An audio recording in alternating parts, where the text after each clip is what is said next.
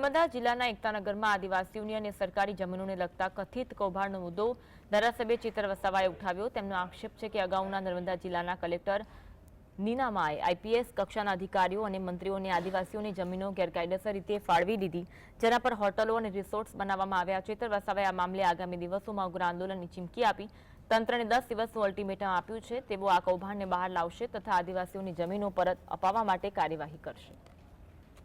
Tribal museum જ્યાં બને છે સામે જે મોટું કોમ્પ્લેક્સ કમ્ફર્ટ ઇન બને છે ને એ આઈએએસ આઈપીએસ લોકોની ભાગીદારીથી બન્યું છે અને એ ગોચરની જમીનમાં છે, ગામતળની જમીનમાં છે। કોની રહેમ નજર છે?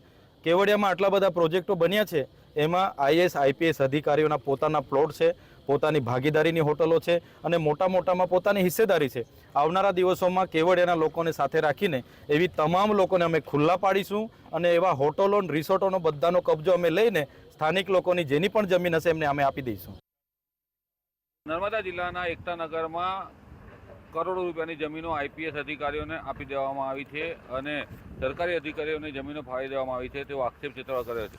આ ટ્રાઇબલ મ્યુઝિયમ છે। ટ્રાઇબલ મ્યુઝિયમની સામેના ભાગમાં જે જમીનો ફાળવવામાં આવી છે તે આઈપીએસ અધિકારીઓએ ફાળવી છે।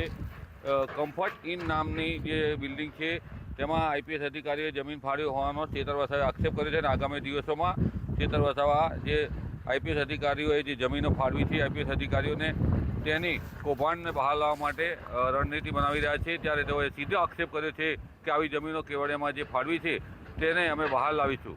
હાલ તો ચેતર વસાવાના ગંભીર આક્ષેપોથી આઈપીએસ અધિકારીઓમાં ખળભળાટ મચી ગયો છે। રફીક ધણીવાલા, GSTV, નર્મદા।